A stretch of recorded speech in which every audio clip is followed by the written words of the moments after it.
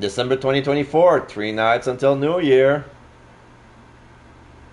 Today, the void feels almost comfortable. Warm, soft, smothering. So much so that I don't want to wake up. Why would I have? Yes, lad, yes. Drowned, die, dust. But I can't stay here forever. I need to wake up. I have to. I must. I claw on my way out of sleep and wake up pointlessly gasping for breath. Takes me a long while to calm down, nerves frayed and snagging on my thoughts. Little Petty is scared, scorched, screwed. I checked the windows and discovered that the sun has already set a while ago. The urban landscape at night never seems to amaze me, especially in a city as big and lively as New York.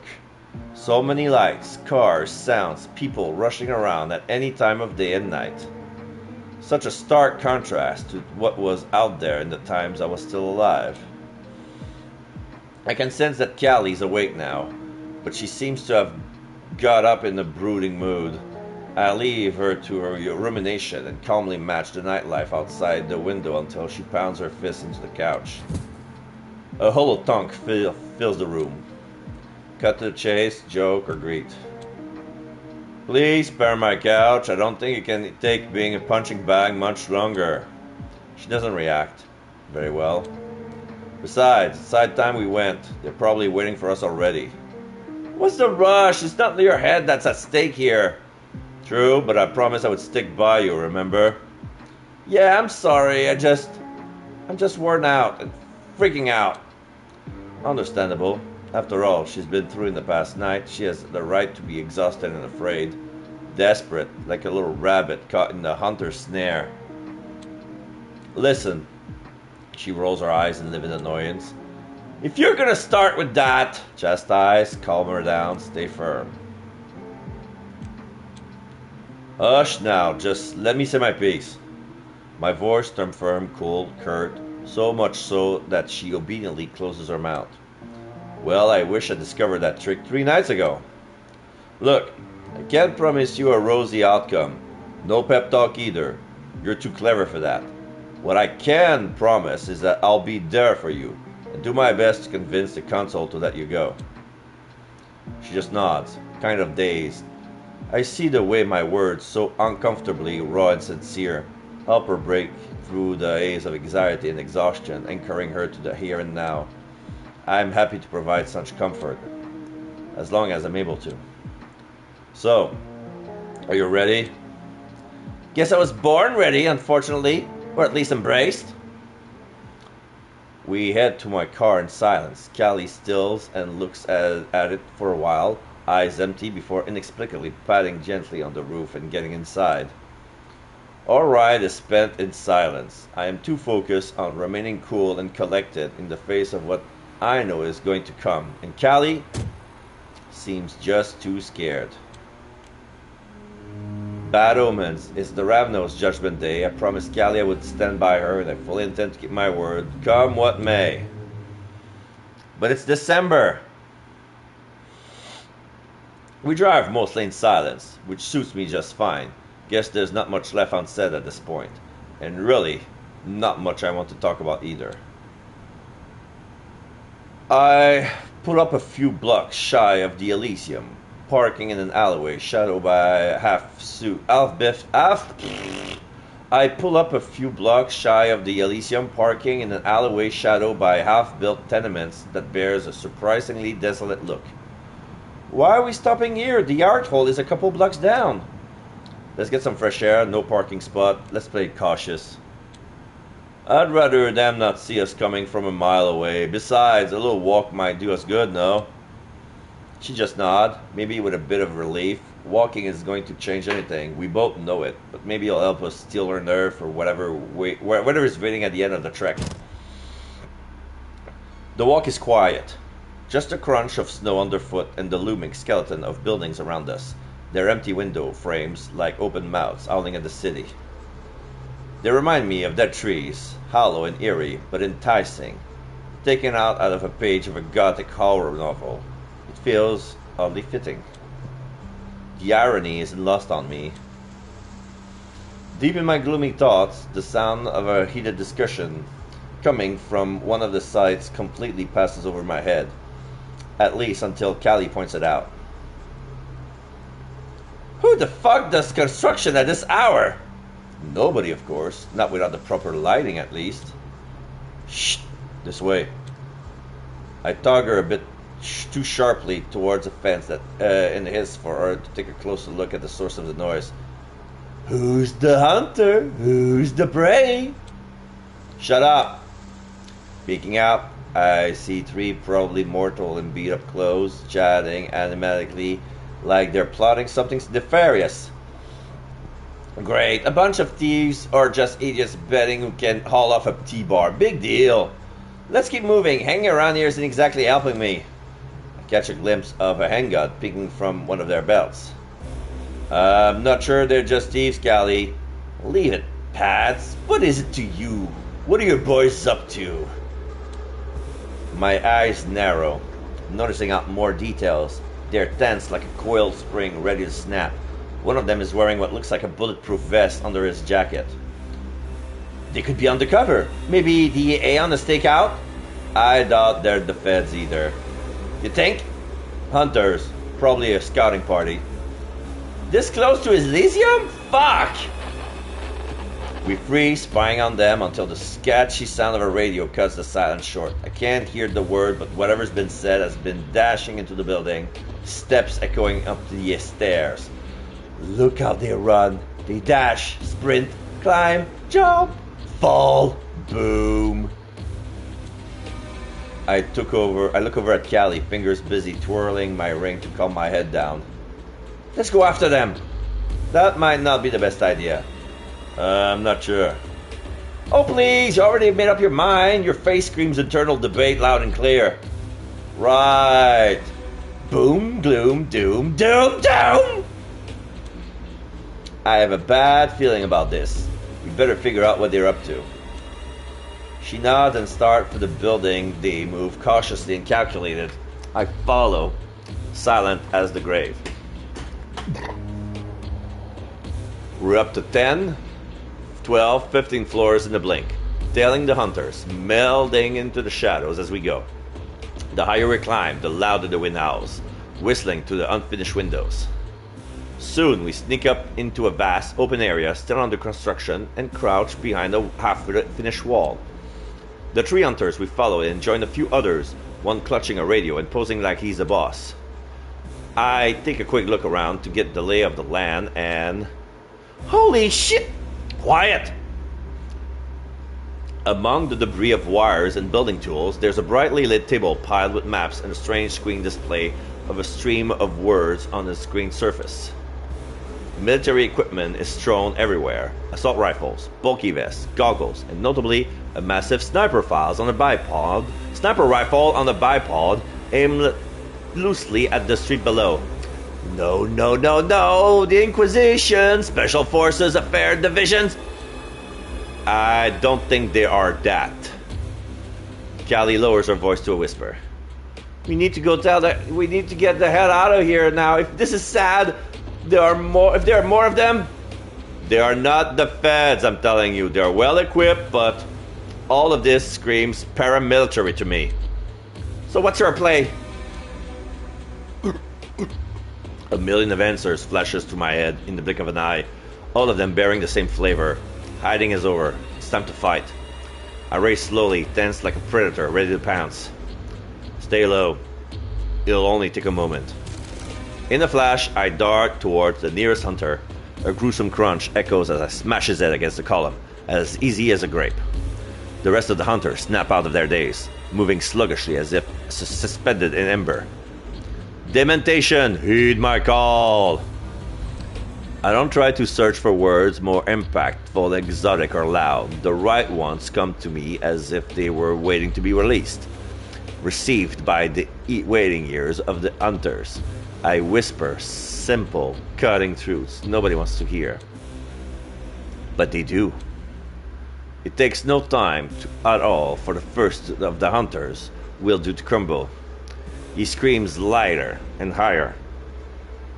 until he practically squealing, head between his hands and eyes bulging out of his socket.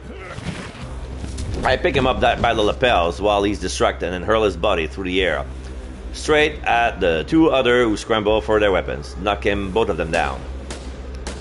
A rifle materializes in my hand out of nowhere, much like myself when I appear before the pile of hunters, and with a practiced precision fire a bullet into each of their hands.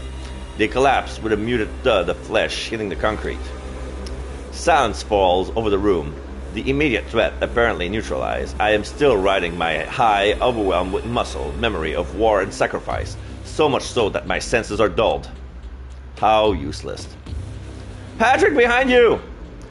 She shouts, barely precedes the taser firing its barbs. I whirl around and the needles burrow into my arm, electricity cracking down the wires. An unwelcome tingle rushed through me, although it's far from enough to actually stop me. But while I'll calmly yank the needle out, the last remaining hunter springs towards the table and deftly picks up a machete. Out of the corner of my eye, I see Callie getting ready to sprint and intervene. I need to hurry before she does something stupid again. The huntress advanced with the blade drawn, but I'm simply faster than her. I lunge, grabbing her by the throat, and snap her neck with a brutal twist. The hideous, nauseating crack served as a wake-up call. In the blink of an eye, I'm back to my senses. Shit, are you okay? I should've... I'm fine. It wasn't pleasant, but I'm glad you listened. There was no need for you to take risks. Oh, screw you! Making me sit here gathering dust while you hogging out the action? I can't help but smile a bit at her mock outrage. It's good to see she's got her wits back. Yeah, in my playthrough, she helped me, and the shot got the tase instead of him. The flicker of the laptop screens on the table catches our attentions. But the real prize isn't even that. It's the pile of documents spread across the counter, blueprints and map, aggressively annotated with black ink. A closer look at this paper lays the detailed layout of the art hole and its immediate surroundings. Kylie and I lean over the table, exchanging wary glances. Damn, they mapped out everything. They know the art hole inside out to the last screw. How is it possible? Imagine the consequences. It's a plan long in the making. This is bad. I can't even imagine what they could.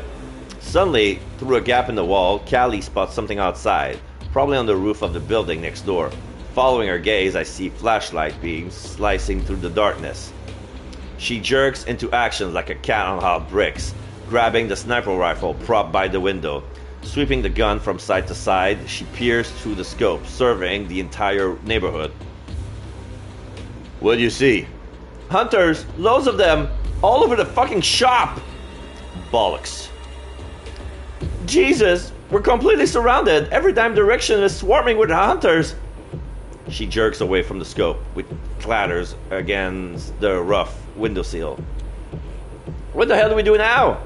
We got to alert the council immediately. This is... Just then, a crackle of a patrol member's walkie-talkie cuts through the tension as if on cue. Callie snatched out of the walkie-talkie, straining to hear the faint voice coming through the static. All units, take your position. Lightbringer confirm. Your spot. We move on your signal. It's harvest time, brothers and sisters. Let the... Drive out the darkness. Over. All hands on deck. Let's teach these fucking leeches a lesson. Over. Harvest time? Tee-hee-hee-hee, they're gonna rip you out like a weed, like weed. Callie glances at me, but I barely even see her.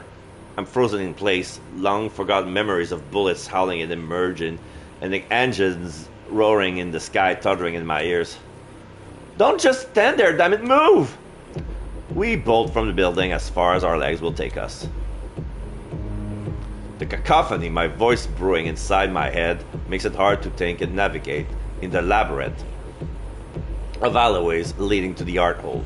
Run, run, little Betty, or you'll have a big fall too. We manage to move unscathed through all the hunters patrol and blitz to the entrance of Elysium.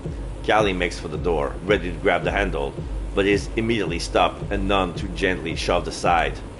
She lands hard on the ground before I can steady her, just in time to see one of Valerie's thugs blocking the door. The hell you think you're doing? You enter on my say-so! I reach down to help her up, but she's already on her feet, driven by pure unbridled rage. Get the fuck out of my way! She tries to push past him, but he's a brick wall, stubborn and immovable. And my patient is wearing thin. Hit, grind, tear, rip! What's your fucking problem? You go in when I... Patience. Patience. I punch him squarely on the face, smashing him back against the wall, perhaps a touch harder than I intended, but I couldn't help it. I don't remember the last time I was gripped with so much fury in the face of idiocy. Callie shoots me an appreciative glance, and we charge into the art hole before the hound can scramble back into his feet. Our entrance... Okay, I'm gonna have to go to the bathroom on this one. Sorry, I'll leave you the tension. You know what's going on anyway. If you've been there yesterday, you know what's coming. Be right back.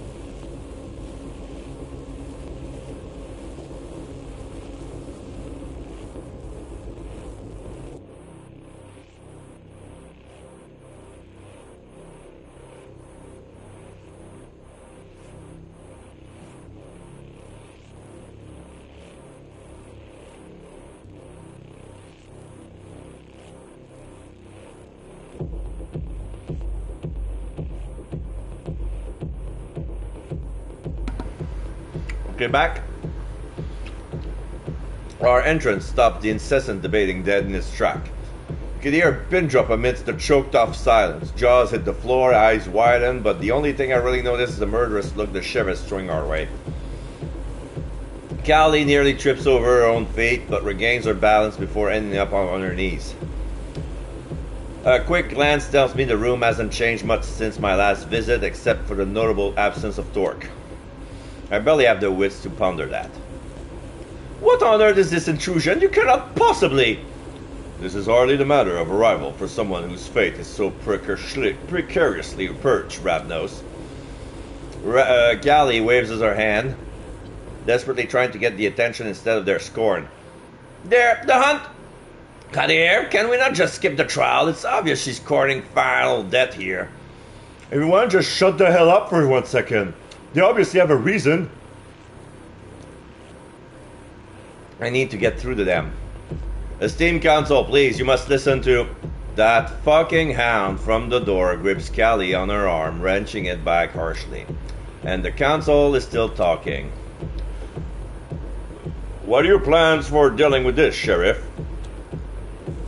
In my domain? Unacceptable! Valerie, seize them! Enough! His voice sliced through the chaos, commanding distance silence, as if cutting the noise with a blade. I used the moment to push. Valerie tugs up Callie, resisting the urge to pound him straight into the wall. The sheriff left the silence linger, soaking up until the last whisper dies down. Then he holds a bit longer before it like a vow. You've let your raven fly, Conroy. His words carry the weight of impending doom, heavy with promised violence. You better have a good reason for this disruption. Exceptionally good. We would not just storm in here, Sheriff. It's... The hunters! There's a swarm of them! Armed to the teeth, they're advancing on Elysium. We saw them! The echo of her voice bounced off the walls, and suddenly everyone's too stunned to speak. The silence drags on and on. Should this prove to be yet another one of your schemes, Raven? I swear! This is preposterous. There's simply no conceivable way that...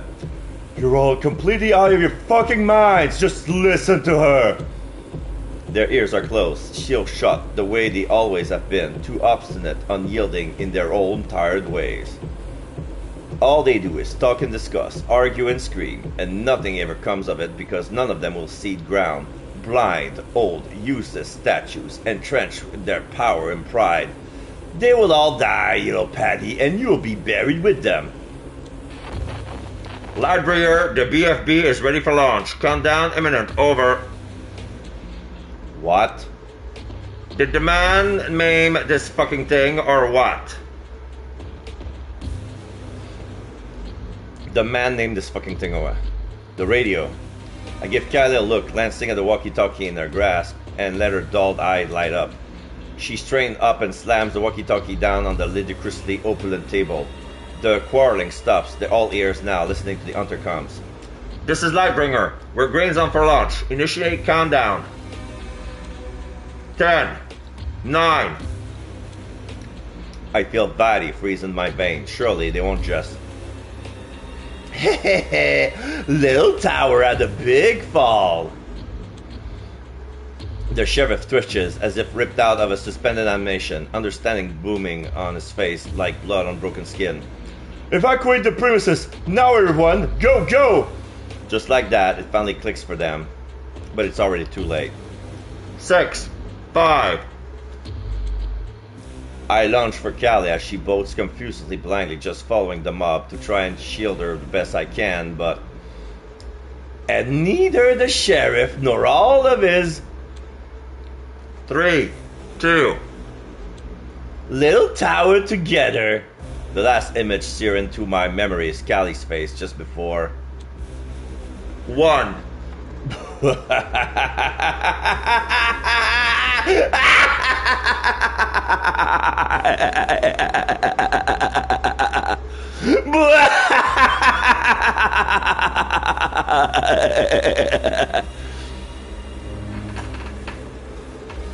I pull on Callie's arm, still staggering from the initial blast, and drag her away from the ruins of what was once the crowning glory of New York's Camarilla. She barely made it out of time. She barely made it out this time, dodging the initial blast. Elysium is now just a burned husk of its former self, grandeur swallowed by ferocious flames that seems to silence the desperate scream of those who fled the initial havoc. Thick smoke spiral into the night sky, fiercely tearing into the air around it. Callie seems lost in a trance, unresponsive to my attempt to jolt her awake. Nevertheless, I persist. Leave her behind, Patty. She'll slow you down, that bitch. Callie, snap part of it. Clack, clack, clack. Clackety clack, clackety clack. The sudden close sound of gunfire finally serves as a wake-up call for her. Yeah. We break into a frenzy run, with me pulling her semi-conscious self along, clutching her hands tightly. She appears mostly unharmed, bearing only minor scratches and a deep gash on her cheek. Thankfully, nothing alarming. We pass by Arturo, half leading, half carrying very conscious Prince Panhard. She shoots us a hateful glare before launching into a sprint. The sharp rattle of an assault rifle echoes just behind them. A few bullets whiz by, one narrowly missing my neck, leaving behind a metallic scent and the unnerving feeling of being hunted. Attention! Arms at the ready, soldier! We're about to duck around the next corner when our luck runs out. A hunter, barely a few feet away, levels his rifle at us. Goddamn abomination!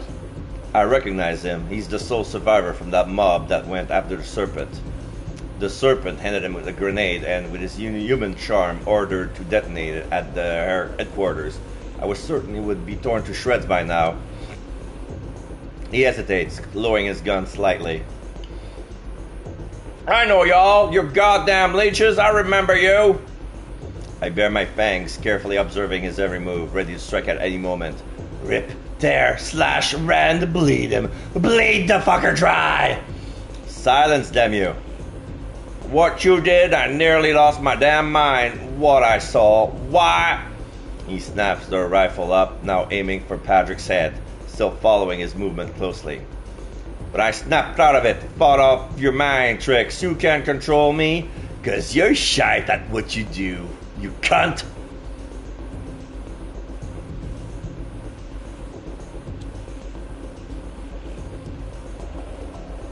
I long to clutch my ring for comfort, but the risk of a sudden movement is too great. My thought turns into a whirlwind of fierce urgency. Every part of me itches, not with a thirst for his blood, but with a desire to rend and tear, to make him witness the final spasm of his own heart, held aloft in my hand. Mesmerized, obey, heightened senses, let me see.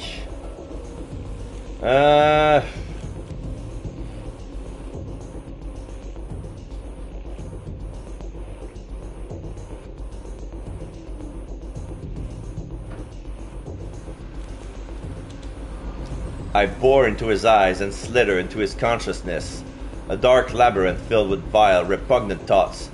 Weapon down. Now. His hand shakes and lowers as he stutters, baffled and bewildered. His words turn into a choked gurgle as a curved blade cleaves him in two, slicing from neck to gut like it's cutting through butter. His weapon falls to the ground. With a metallic clang, his torso follows, falling down grotesquely.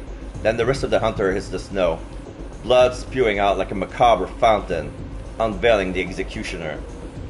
As my da-da-da. Kadir. Caddy daddy, patty whitey.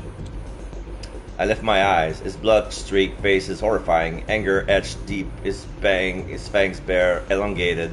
He's gonna bite you, munch you, eat you, crunch you. The gaze he fixes on Callie is cold and empty, as if she's merely an obstacle in his path, something to be cut down, dismantled, or crushed underfoot like a spoiled fruit. He doesn't sit right with me.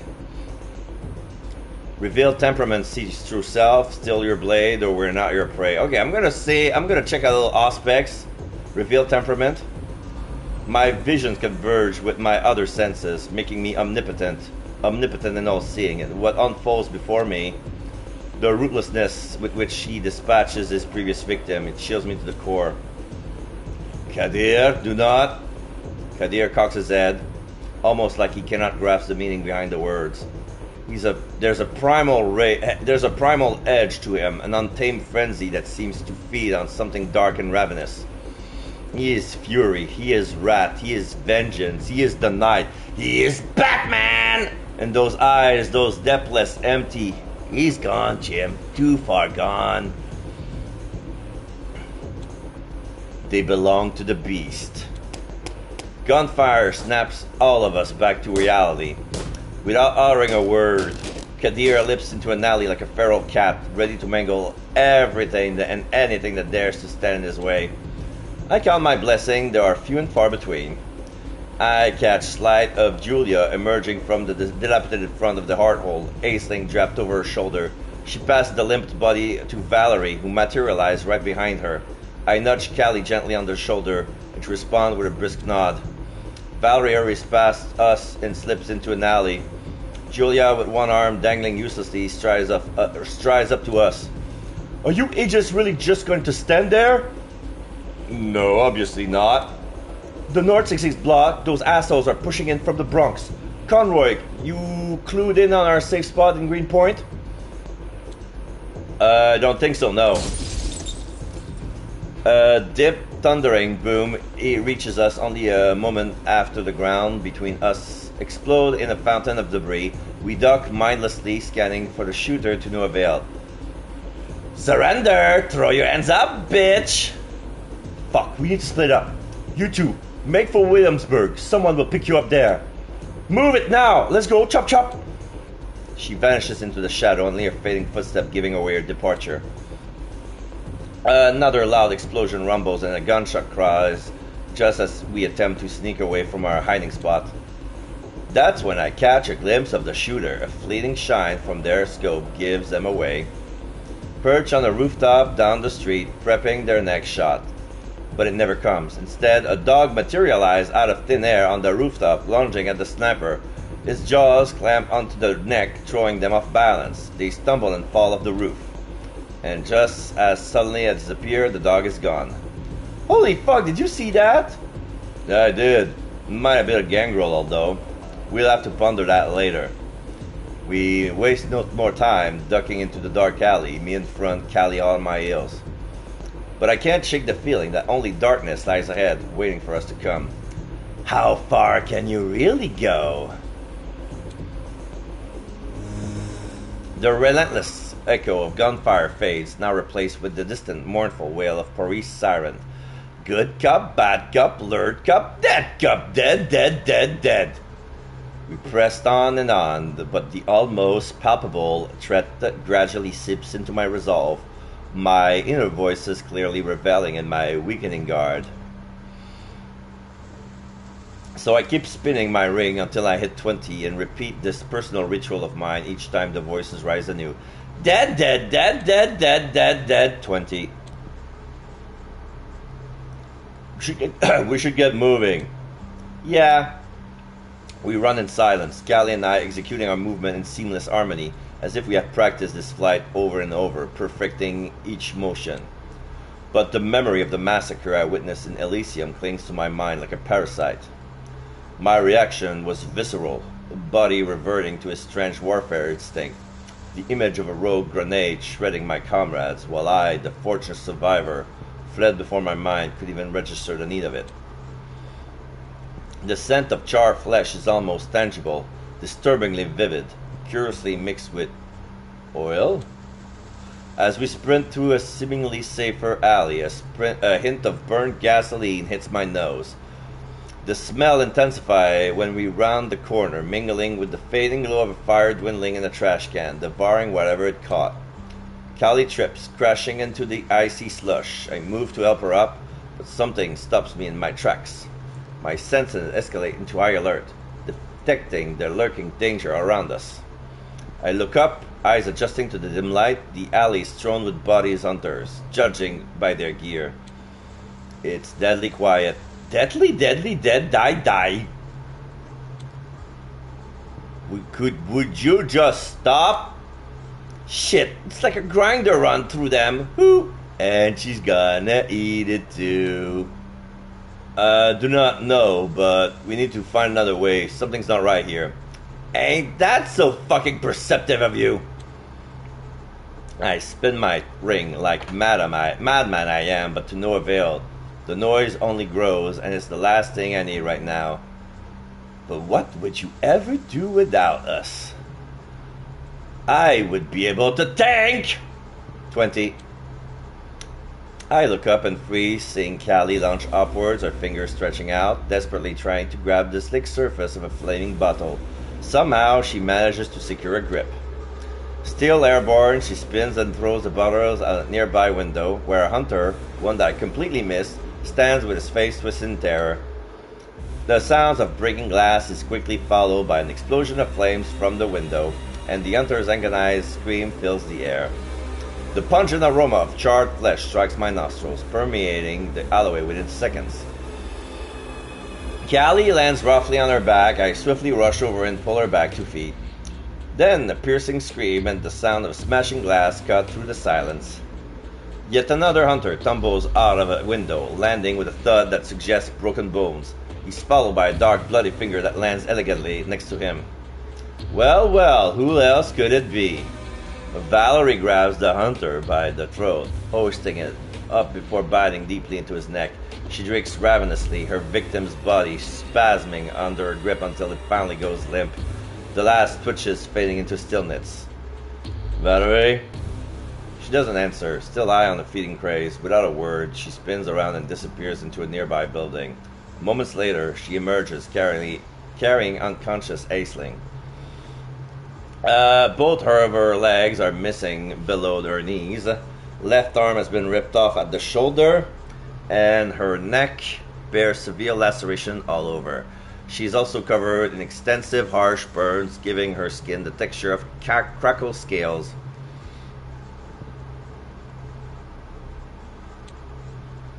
It's an awful sight, stirring unwanted memories. Oh, we won't let him out of your mind ever again. Valerie and Callie's voice drift to me, but all that consumes my thought is the grim spectacle of Aisling's mangled flesh. Have a good look, pretty boy. That's gonna be you very soon. 20. She won't be waking up from the torpor anytime soon, I'm afraid. I nod, unsure if the words were meant for me, pointing to the obliterated remains of what used to be our hunter squad. What happened? Is this of their making? He waves his hands around the alleyway, pointing to the obliterated remains of what used to be a hunter squad. No, she found herself at the epicenter of the explosion alongside Addison. It's miraculous she wasn't shredded. And Bane? Valerie shrugs. There's nothing left of him, though we hardly had time for a thorough search. Without another word, Valerie starts to walk away. We're heading to Williamsburg.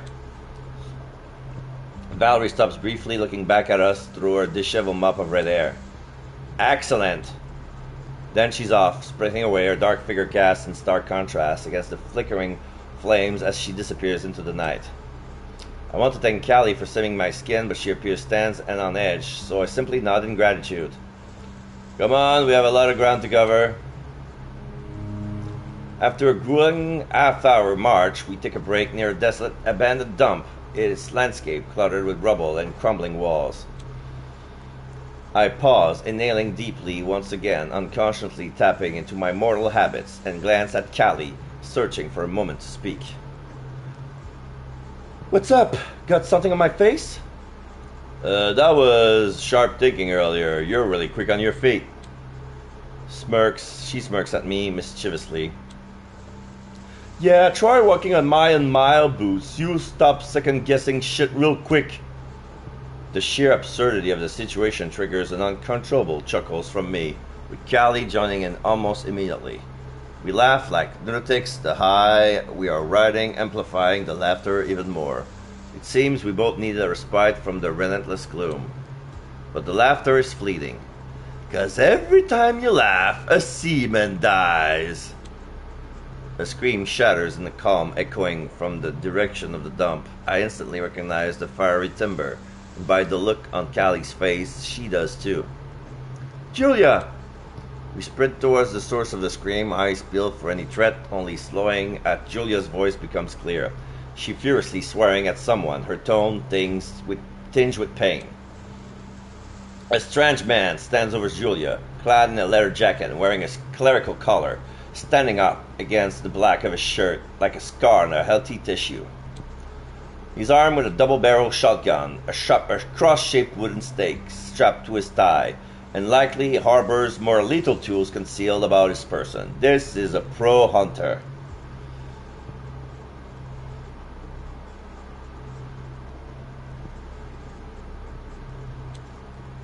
And the aura he exudes, it makes my skin crawl. Run! Just run, lad! He's the Lightbringer! He'll burn you away! Light!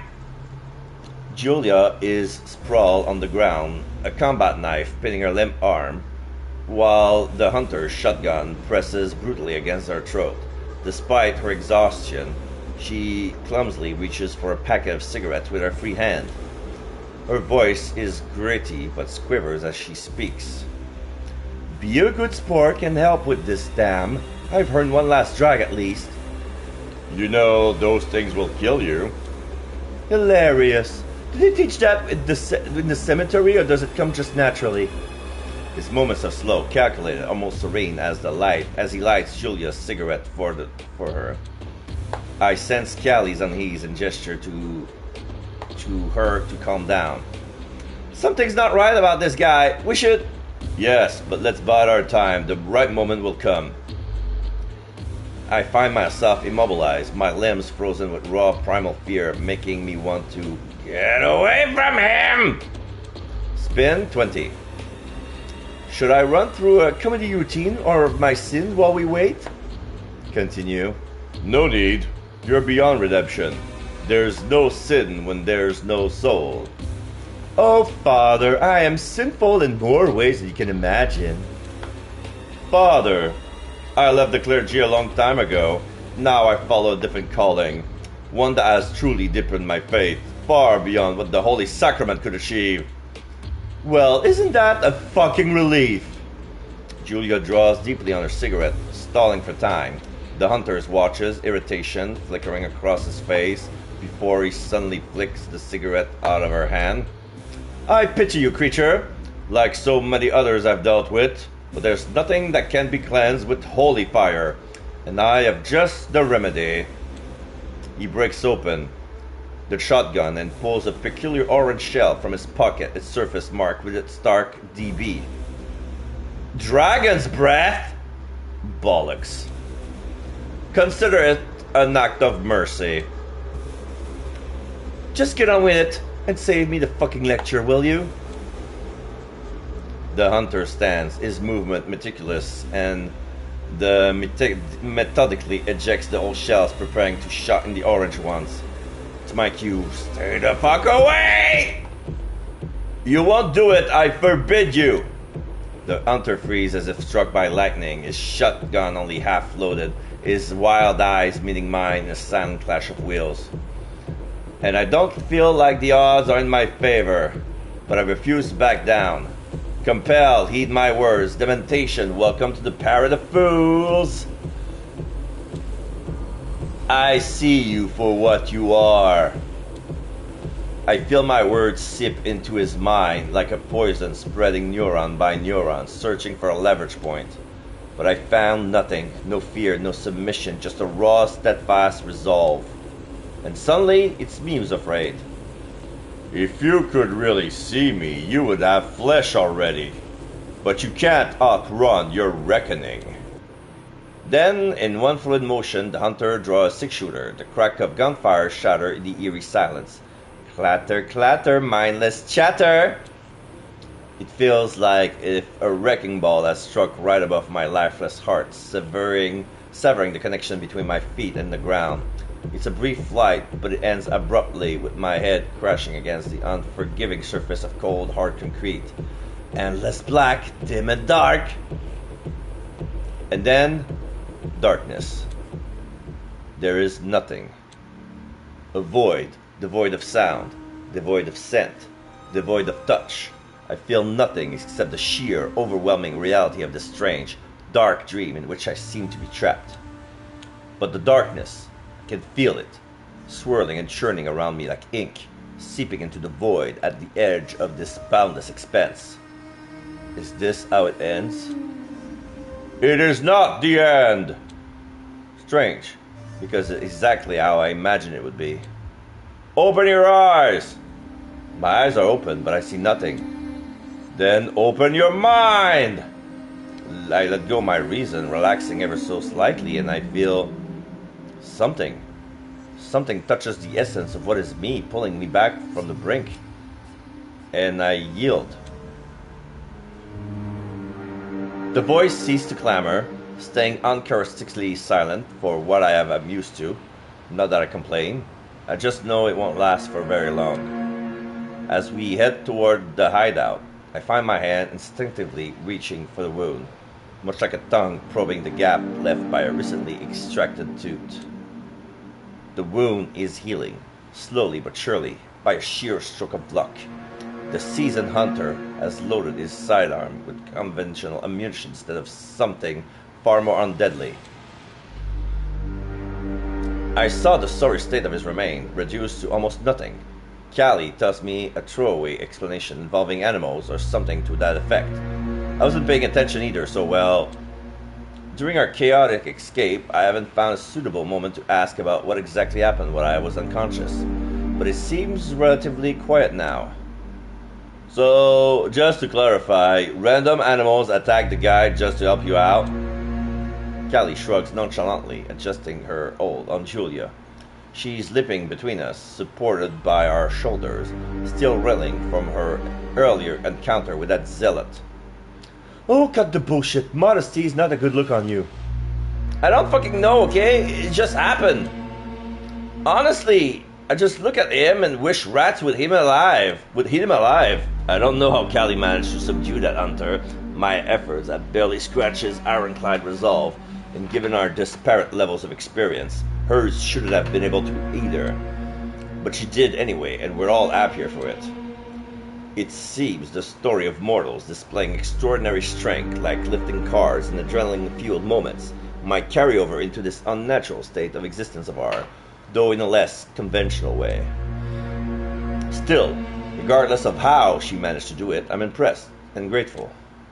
I was too rash. You're really something else. Thank you, Callie. Callie, that's twice you've saved us tonight. I'm at a loss for words. Yeah, whatever. Don't sweat it. Look at you two, the very picture of sappiness. Disgusting. Move it, we're nearly there. We dragged Julia all the way to Williamsburg without any further trouble. But as we reach the safe house, the reality of what lies ahead settles on me with a crushing weight. You're linking her to the lair of the beast, and you know it. All I can do is hope that I'm wrong. Interim Elysium, Nadir. We survived, mostly thanks to Callie saving our skins. Hopefully this will play out in our favor, despite my inner voices vehemently disagreeing.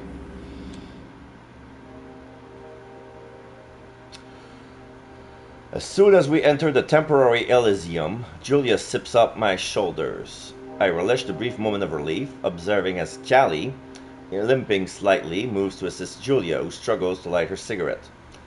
It's an odd little habit, but who am I to judge what's strange and what isn't? I notice Callie's quite panicked as she scans surroundings. I come over, offering her a comforting pat on the shoulder, and sit beside her, savoring the stillness of the moment. We're all simply exhausted, and we have every right to be. The continuous clatter on the door catches my attention. More and more people trickled in, bringing whispered news. But I closed my mind to it, catching only glimpses of the ongoing conversation about Prince Panard's grave condition, Aisling slipping into torpor, Payne missing along with his servant. Hope's earlier comments about the servant's trustworthiness echo in my ears, but I blocked that out as well. However, I know all too well that these moments of quiet never last. The background noise grows louder, with Kadir's hounds at the center, glaring at me with unmistakable disdain. I really don't appreciate the way he's eyeing me while muttering something to his buddies. You gonna pussy out again, don't ya? I push myself up and walk over to them. You just can't seem to get enough of me, can you? The fuck's your problem now, huh? You're an idiot, you are, your punchable face.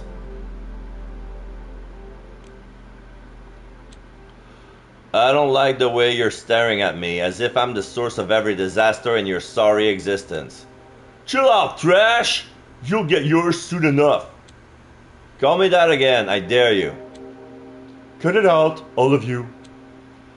Silence engulfed the room, as if all the air had just been sucked out of it. Only Julia, unperturbed, takes another drag of her cigarette and lazily blows the smoke out. Kadir and Valerie strides into our temporary shelter, looking like they've been through hell.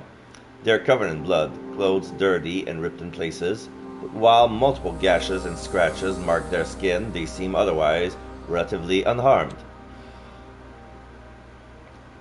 I didn't even notice their arrival. Either I'm losing my edge, or I'm still too wired to pay proper attention. Kadir moves to the center of the room, standing tall with his shoulders square and jaw set.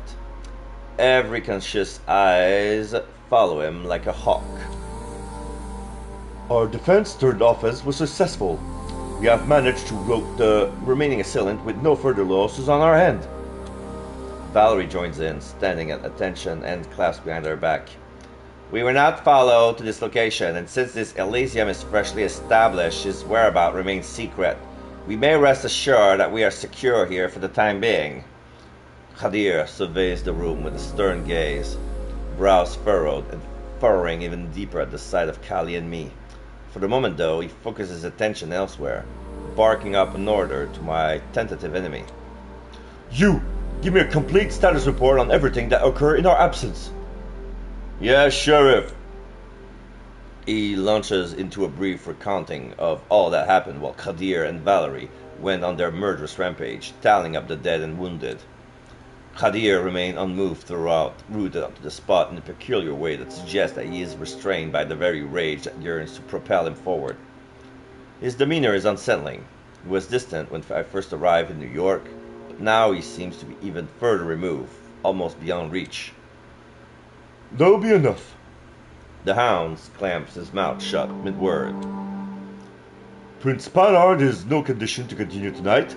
We will wait till the day out here and plan the next step come nightfall. Any objections? His tone invites none, and none are raised. As the kindred start to slowly filter out, searching for a place to bunker down for the night, I feel a gentle tugging on my sleeve.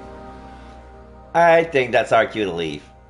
Indeed, let's. Not so fast! You're gonna get yours, you're gonna get yours. In the blink of an eye, he steps right into our path, tossing us a look sharper than this blade.